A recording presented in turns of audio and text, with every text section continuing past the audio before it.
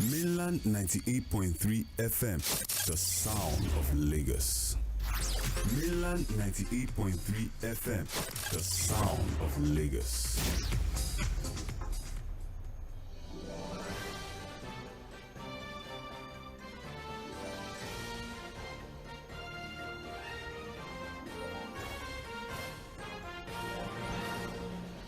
Good morning to you. Welcome to Mainland 98.3 FM, the sound of Lagos. My name is JᴏɪR Babalola, and I, of course, welcome you to the Morning Express here on Mainland FM. From now up until 11 a.m., you will be spending time with me as we look through the papers, as we provide you with information to have trends in the papers, which is from now till 8:30 a.m. We come back at 8:40 for Mainland Focus. This is where we open the phone line. We'll be back again, and that time it will be for Global View.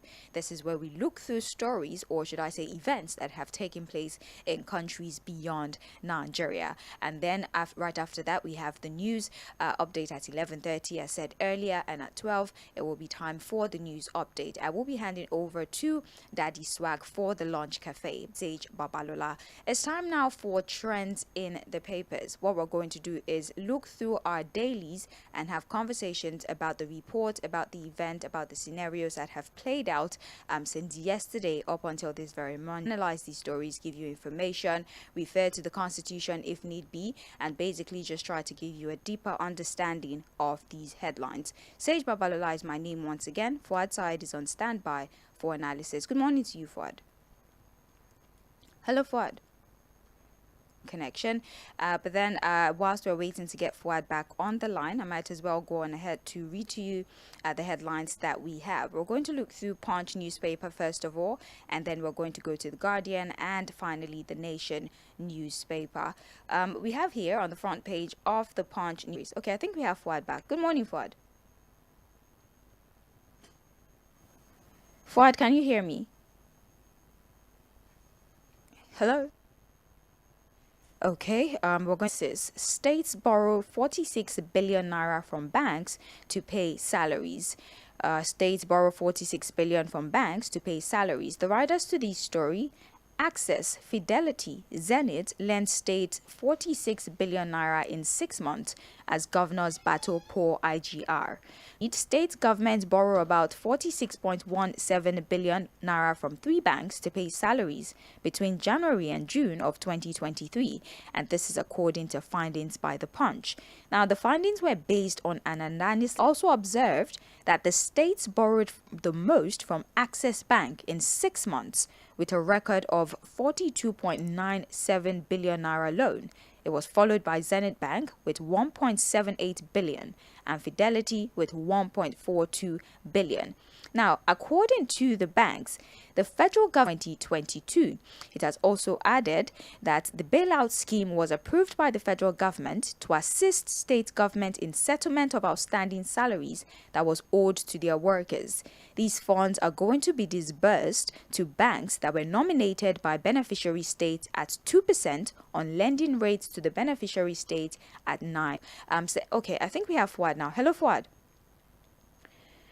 All right then, I sincerely apologize. We're going to try to get a handle on this particular. We have here, like I was saying, the federal government decided to step in to help states who have been owing salaries to their workers. But instead of handing the money directly to this governors, the banks will disburse the money to you at a lending rate of 9%. So the interest rate is 9%. You pay back at a 9% interest rate. That was the agreement. Billion naira, and this is how much the states, the cumulative sum that the states are owing the banks as at this time. Well, they're owing the federal government, but then the funds were disbursed through the selected banks. We're going to have Fuad join us very soon to give us more analysis about this. Talk to us about the implication of this debt that is being owed to the federal government to the states from the federation account only recently. And there was another intervention from the federal government that it was supposed to be 5 billion, but 2 billion naira has been disbursed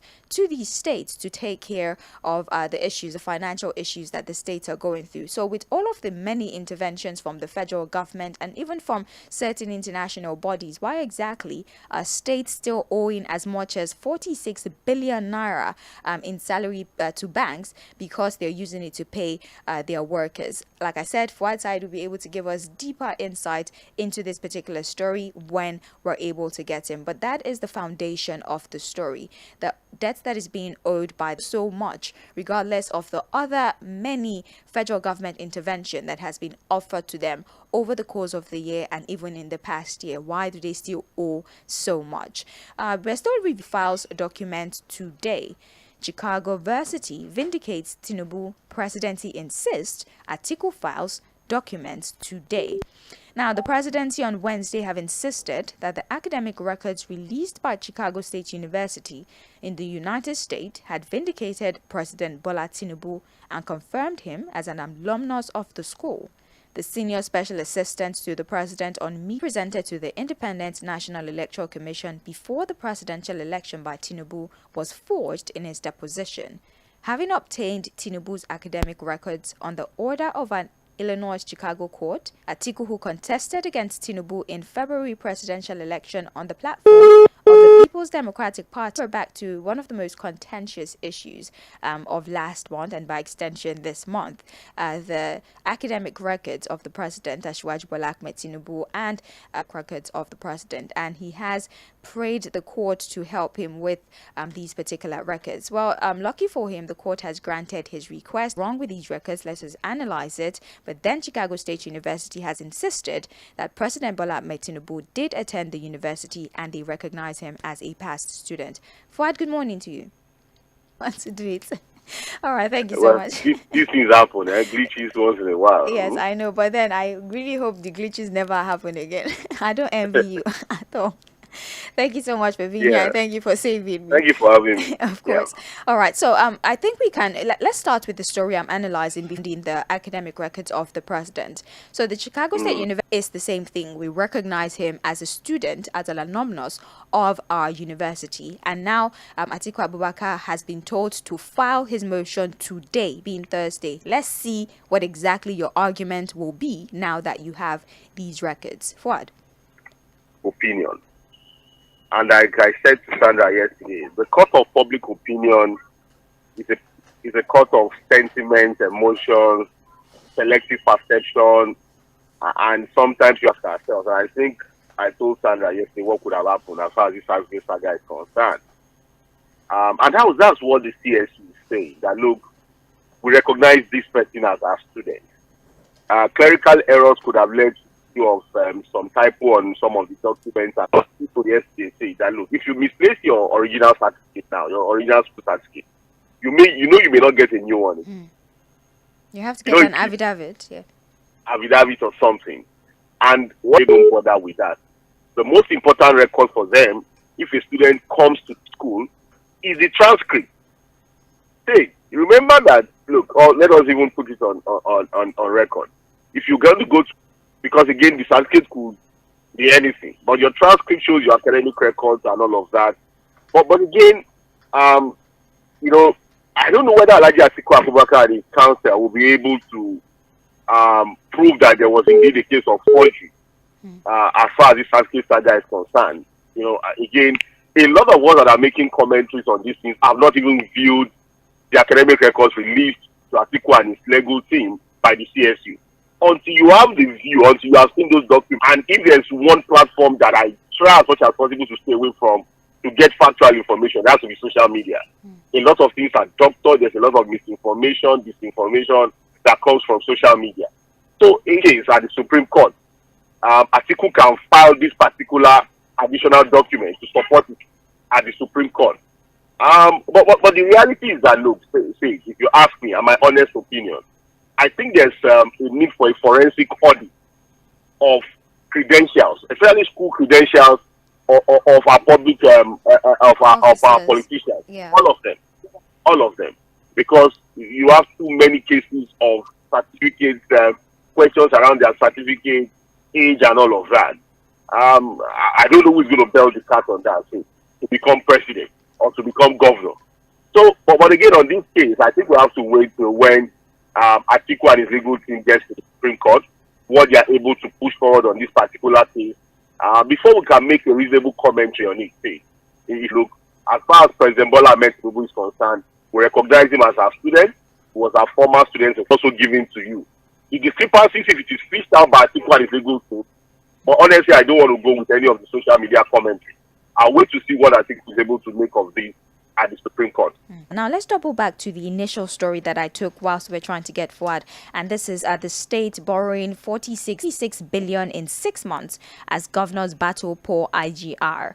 Fiscal Responsibility Commission is all right when it's time to take submissions, but then state government borrow about 46.17 billion from 3 banks to pay salaries between January and June of 2023, according to the Punch. These were based on the analysis of the half year that the Federal Government Intervention Fund is a CBN bailout fund of 80.65 billion, and these represent funds for states. In the Federal Management Office has showed that 36 states and the Federal Capital Territory have about 5.82 trillion in domestic. That borrowing money to pay salaries is very, very dangerous. When you're borrowing money for expenditure rather than for investment, rather than for infrastructure, you're towing a dangerous part. Give out some 2 billion naira recently to take care of the state. With all these little interventions that have happened over the course of there is backlog of salaries from January to June of this year. Of most of these things, they are heavily indebted. And so when even the fast allocation comes every month, because of the fact that the creditors are supposed to be deducted at source, nothing is left for the state to run the state. Little muffled. We can barely hear you. Is it better now? Yes, yes. Better now? Yes, it's better now. Please go on. So most of the creditors deduct at source. So when let's disconnect and call you back. There's a fluctuation. Again, is to tell you that we are back online. That means that we're streaming our shows live on social media.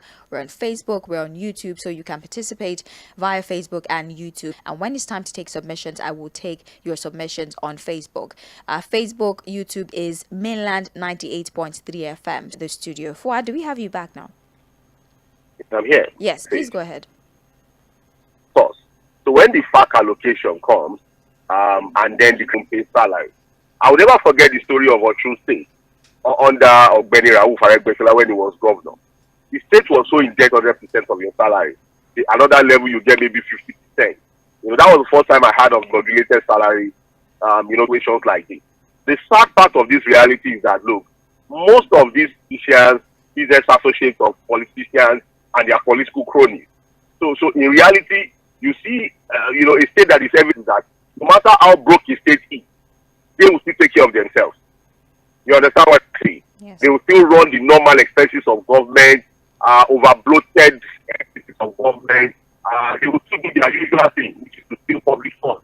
And the fact that the state is broke does not mean Fuad, again, we cannot hear you get through the show today, and we're going to have quality conversations regardless. All right, so please bear with us. We're doing the best we can to serve you this morning with the resources available. Again, we sincerely apologize. This is Trends in the Papers on Mainland 98.3 FM, the sound of Lagos. We're going through the Punch newspaper. Myself and Fuad, I'm giving you. So again, most of these states will continue to remain reformed.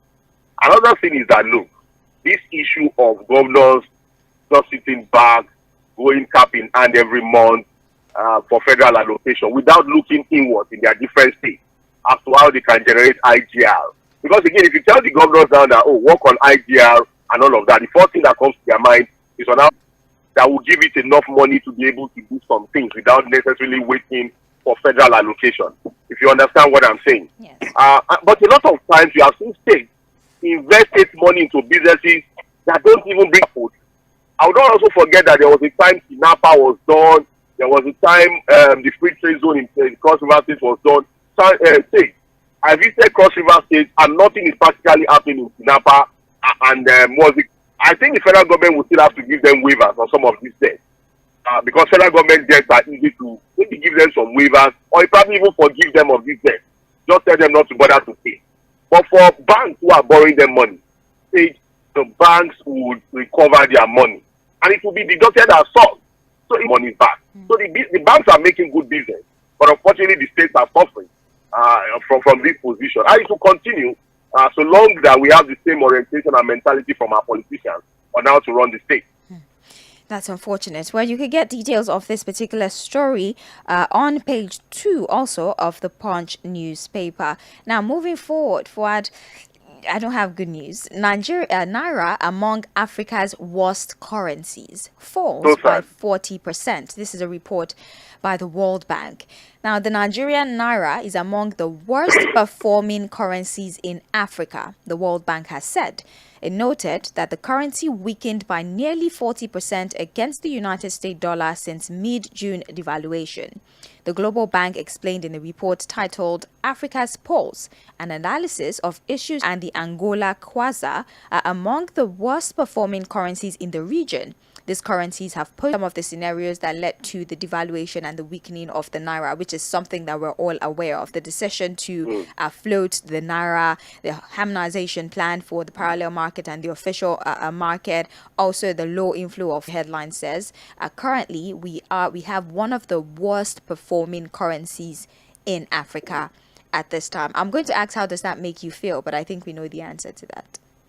Well, of course, it gets you worried. It gets me worried. But if you're asking me if I'm disappointed or surprised, the biggest economy in Africa, the 6th largest oil-producing nation in the world, and has one of the worst performing currencies in Africa, how does that make any sense? You don't understand what I'm saying? How can a country have the largest economy in Africa and is the 6th largest oil-producing nation in the world, blessed with so much mineral resources and arable land, and it has one of the worst performing currencies? Because again, countries are built based on the selflessness and the capacity of leaders to put them on the right path. We don't have that in Nigeria. We have never had it in recent times. So that I can excuse maybe our leaders who lack clear direction as to what to do.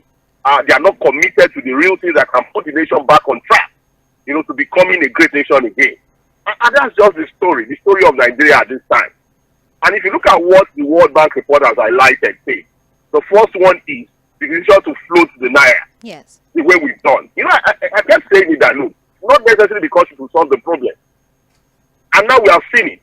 We took up this policy. It was a singular narration from all our economies, some of the best brains in the world. Oh, float the Naira, you can't continue with a two-window market. Say, the activity of the Naira and dollar is all mirage. It's not real. As it is today, we have the black market and the I and we window. With that gap, you cannot tell me that we have a singular market for forex in Nigeria. If at the I and E window, and say the reality is that you cannot go to the I and E window now and get any dollars. You still have to go to the black market. So who are the guys who are getting the dollars? It's a failed policy. It's a policy based on deceit and lack of them, God forbid. But look, that was the same God forbid we said when somebody said that, look, before the end of the year, the dollar will be 1,000 to a Naira. And I thought it was a joke. See, we know that our revenue generally that helps to bring in forex to firm up our currency comes from crude export. Stage, we are still hovering around 1.11 million barrels per day. You and I reviewed the story recently. Yes. Where they said that Saudi Arabia is even cutting its own quota by about 1 million barrels offshore. That's one thing we don't talk about. The corruption index in Nigeria is another reason why nothing will work. Don't be deceived. Forget about all of the beautiful policies in the book. As long as we have situations where every policy is based on vested interest and corrupt practice of our politicians, most of that side say that the largest economy in Africa, a nation blessed with crude oil resources, arable land, mineral resources, as one of the worst performing currencies that have suffered losses so far include South Sudan at 33%, Burundi but at 27%. South Sudan that's even in a worse situation. Right. South Sudan. The Democratic Republic of Congo. We are rubbing shoulders with South Sudan and DR Congo. At 18%, at 18%, which is crazy. Our losses are and Rwanda at 11%, but Nigeria is 40%. That's the loss we have recorded so far with the devaluation of our Naira, which is currently among the worst performing currencies in. Stronger than the dollar. I mean, I heard stories from our callers who referenced the past. One of our callers drew my attention to it. How did we run the country to a point where $8 is taking for 1,000 naira? I mean, you've said it: corruption, leadership, greed, and horrible policies. By the way, horrible, All right. unrealistic policies. Moving forward, that's on page 20 of the Punch newspaper. Now we're going to CNG. They have started. They have started. Well, It's a lie. Nothing will happen. Look, anybody can take me on this. Those are some of the headline policies you hear that practically will not happen. I'm telling you. Oh my Jesus. In the next 1 year, we are still talking about these things. We have been talking about this in Jonathan era. For only 8 years, we're talking about CNG vehicles. Okay. All right. Well, I can bet you that some of these things you are hearing are just to excite the people and make headlines. It will not happen. The federal and excuses will come for them not happening. Well, the federal government has said, the federal government has said it would convert 10 million premium motor petroleum resources gas. louis Iba said the Minister of State Petroleum Resources Gas, 𝗃𝗃 stated this while on a panel tagged Energy Talk at the ongoing ADIPEC 2023 that organized private sector to roll out over 2 million CNG conversion kits for free within the next 9 months to push the utilization of CNG as main fuel for vehicles nationwide. It aims at converting MOU that was signed, that's between the Labour and the federal government. Something like this also came up, I believe 55,000 CNG. Then the conversion kits will be given to free. So if you already have a car that is PMS powered, but you want to convert it, it's this supposed to ease, people prevent them from buying so much PM. How you feel? I've already said it's not realistic, and I'll tell you why. Let me just tell you why. And again, we are trying to open another piece of corruption use. I think the figure was around maybe 350,000. We'll be talking about maybe 700,000 naira for you to have a kit for a vehicle to convert to use of CNG. Now, if they are talking about 10 million, you just say, instead of us worrying ourselves as to CNG, there's these wahala going CNG and all of that.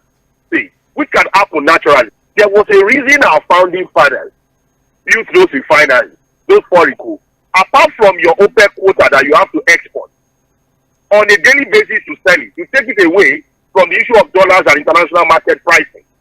If you understand what I'm saying. Yeah. People to come up with this technology. So anybody that is interested in another 36 months, stories will come up of, maybe we're only able to do 500,000. The test kit manufacturers were not able to give us enough supply. Until local refining of PMS, and then allow people who want to convert their vehicles to CNG to go do that privately. But I get worried if the government decides to go into projects like this again, and nothing would have happened. Well, you can get more information on page 20 of the Punch newspaper. So please join us on our streaming platform and participate in the conversations that we are having. You can leave your submissions in real time, and when we open the phone line, we're still reviewing the Punch newspaper. This is Trends in the Papers on Mainland 98.3 FM. On the front page of the Punch, we have judgment based on constitution, not public opinion, says the CJN. We have here that not supersede the provisions of the country's constitution in the determination of legal disputes in the court. The CJN said judges have an obligation to follow the law when deciding cases. In his speech, he says, and I quote, "Several virtually cannot override or supersede the constitution of the country, which we apply in deciding each case. Appointment to the bench is not an appointment to wealth, vainglory, dishonest disposition, or ostentatious lifestyle through corrupt acquaintances." For the sake of our time, Fuad, about 23 high judges, were sworn in yesterday. And the CJN had during his speech, tried to get them to act in such a way that the notion that the judiciary is complicit because their operations, rather than allow themselves to be influenced by public opinions when they have been taxed with the responsibility of giving judgment to the cases that will be tabled before them. Fuad, I don't know if you caught my last. Yes, I listened to you. Yes, I listened. Yes. So basically, go ahead, please. Yeah, I listened to the CJ and Justice Ariwola, and I try to, of course, you have people reviewing court cases, making commentaries as to cases that they don't have a fundamental understanding of. So on public opinion, everybody is a lawyer, everybody is a judge, everybody comes up with different opinions on issues. And the reality is that the law is the law. The law will not, judges will not base their judgment on public opinion, but on the facts of cases. But the problem is this thing. We can talk about public opinion. What is interest? That's one thing I would have asked the CJN.